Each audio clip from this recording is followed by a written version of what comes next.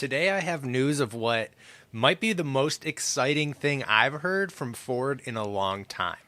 If you haven't heard, Ford stock went up by about 5%, and it wasn't because they announced a new EV, nothing news about the Mach-E, the Lightning, or anything like that like it has in the past, but rather a new way of selling those. And this could mean you may never have to deal with a dealer ever again. Thank you.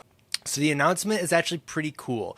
It has to do with, again, it's very, very in the making, but it's right from the horse's mouth, if you will, as Jim Farley announced a possible branch of Ford to then strictly do EVs, which would, of course, eliminate dealers and just do direct-to-consumer sales, which is exactly what Tesla does. If you're familiar, we'll get into all of that. But basically what it means is you don't have to deal with dealers anymore, and that's amazing. The way he presented the idea was actually pretty interesting, of either keeping Ford's name for electric and then taking their legacy vehicles and making a new umbrella for them, which would be really interesting. I doubt that would happen, although it was documented in the article. What we'll more than likely see is a new brand umbrella for their electric vehicles. And the reason I think that will happen is because there's so many laws that Ford is already tied into to keep the dealer chains intact. We won't get into the details of that, but dealers aren't going anywhere under the Ford name as it stands. However, if they did something like, let's say they bought Rivian, that's an idea that's been floated. That's a big stretch for them to do that, or for Rivian even to be able to sell with all the other investors they have. But potentially, let's just use this as an example. If they were able to buy Rivian, move their electric models, maybe have to rename them, but then sell them under Rivian, they could keep that direct-to-consumer process and not have to deal with dealers. Now, I don't know all the legalities involved in that because, of course, there's probably some loopholes in the opposite direction that will prevent that, but I'm sure they're thinking about it. The whole reason they're trying to do this is to compete with Tesla and to give consumers what they want. Like it's the biggest thing. I'm excited because it means they're actually listening to us. It's taking a long time, but they're at least making some sort of footsteps forward based on our complaints. And I'm sure we've all been loud and clear, like the current model isn't working. I mean, you look at someone like Carvana, where they grew 74% and on their way towards 2 million cars a year sold, being taken away from used car dealers, for instance. Like, nobody wants to deal with that. They'd rather take a risk on some online. I've used Carvana. I didn't mind it. So I think it just proves that we're ready to take this next step and cut out this.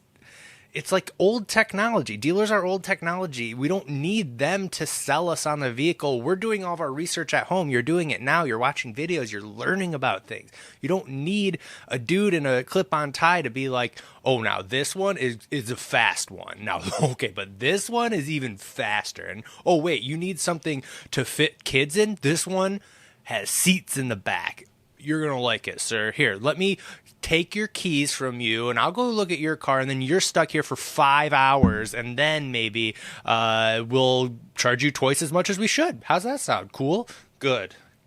We don't have to do that anymore. So the official statement is that there's not actual plans to get this in motion yet. That's not the official statement, but it was mentioned. But Farley thinks by spinning off at least a portion of the EV business as part of a greater reorganization effort, I'm reading the quote here, could help gain value and appeal to investors who sometimes prefer to focus on EV startups. And that was the part where I was like, man, it would be really cool for them to, buy someone like Rivian and help give them the infrastructure and like the manufacturing space that Rivian's kind of lacking right now. And then Ford can offer some brand names to like boost it. Like, maybe like Lordstown or like Wolf or some of those other cool like EV truck startups. I think that would be the move if I was Ford, is to just straight up acquire one of those businesses, pivot a couple of your EVs to that, and then just boom that friggin' thing. That would be so cool. But of course it gets complicated. Like a lot of old school thinkers would think that's a terrible idea because, well, you have brand recognition with Ford, which is why some people would say, well, they would do it the other way around and keep the future in Ford's name. And, who knows where this goes? All I know is that they're trying to make strides to help us. And it's awesome. It really is. It's more than needed, and it's a great step forward. So you're probably wondering, well, what would that even look like? So what I would do now is kind of just quickly explain what it was like to buy a Tesla. So for me, it's actually really close to what we did for the Lightning. So if you're a Lightning guy in here, it won't be that different. So basically, you go online, you make your pre-order. Nothing's official. They don't make it refundable. At least Tesla doesn't. So I think it was like $250. It used to be $100, and then they order your vehicle for you. Now that took me 6 months, but once things flatten out, it'll go back to like 2 or 3 months. And sometimes if you get like the more expensive ones, like certain configurations were faster, so you just got to keep up on like what's in stock at Tesla. So you'd order that, and then you just wait. But Tesla does a good job. You get the app right when you make that order. It'll give you a window, so at the very least you could have something in your head like, okay, well, it should be here, even if it's like sometimes it'll just say a month, like January, and then you're like, okay, well, in January I'll look at this again. And you just wait until your vehicle's ready. So they're building it, and then finally it gets here. And someone from Tesla calls you and says, hey, your car's ready. There's no price negotiation because it is what it is. They say, how do you want to pay for it? And you say, I have a loan, or I am paying cash, or don't recommend leasing a Tesla or leasing in general, but you could lease as well. So funny thing about that, though, in Michigan, Tesla doesn't let you lease. And this, of course, is just part of the bigger problem, like buying a Tesla in Michigan, for instance, because of all these rules and just BS about buying a vehicle and dealers and everything. Fun fact, you technically have to have your vehicle fully paid for to bring it across state lines into Michigan. So I actually had to have it fully funded before they'd bring my Tesla into Michigan, which is very interesting to me, and just goes to show the task at hand for Ford of all these loopholes that they're going to have to figure out if they do anything like this, and kind of unfortunately stresses that, well, dealers probably aren't going away, at least for a little bit, but in the future they could easily adapt some sort of model that Tesla has.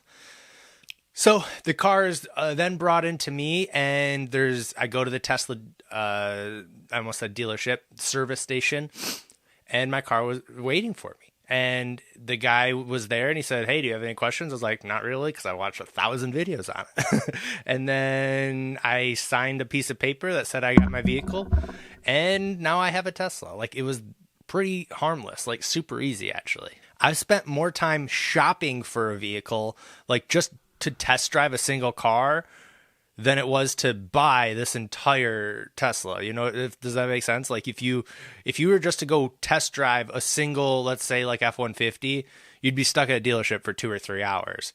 Whereas just buying a Tesla, your total investment in time is maybe like, 45 minutes. That said, too, I did my test drive at Tesla, and it was great. You literally just walk in and say, hey, can I try this? And they're like, sure. Or you can call ahead and schedule it, which if you're at a busier city, like you'd probably have to call ahead. But for me, it was, same day. I could pick whenever. So it's great. It really was the only way I'd like to buy a car in the future, except for the Lightning, because I don't have a choice. I know. So what does it look like for now anyways? Well, Ford is really pushing their Ford Plus, which actually could potentially branch off into its own thing like we were talking about. It's their way of getting investors excited.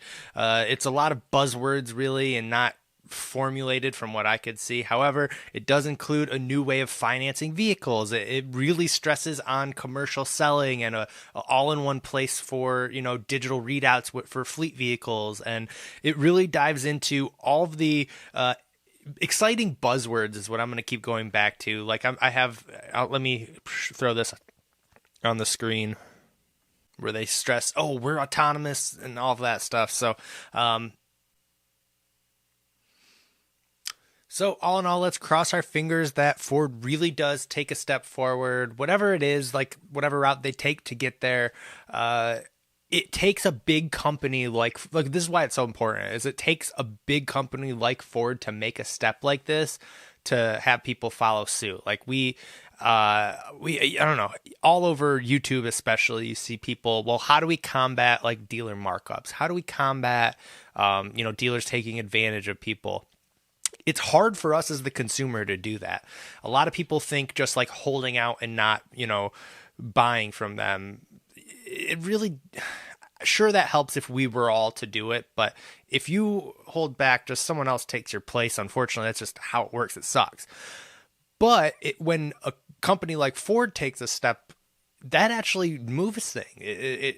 Especially if it moves the needle financially, like that really does help things. Like we saw that this moved the stock up instantly upon thoughts of it, not even an official announcement, and it made the stock go up.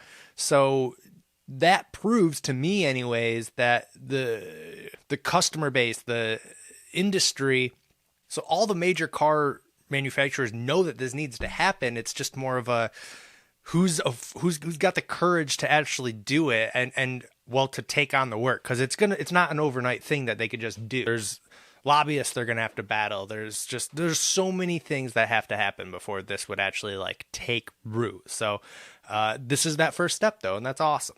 So I'll wrap up the video here, and I just want to leave us on an easy thought of just, we're at like the reinvention of the auto industry right now. And it's so cool to think that this is even a thing that could happen. Like we really are about to see just some crazy things throughout this whole industry.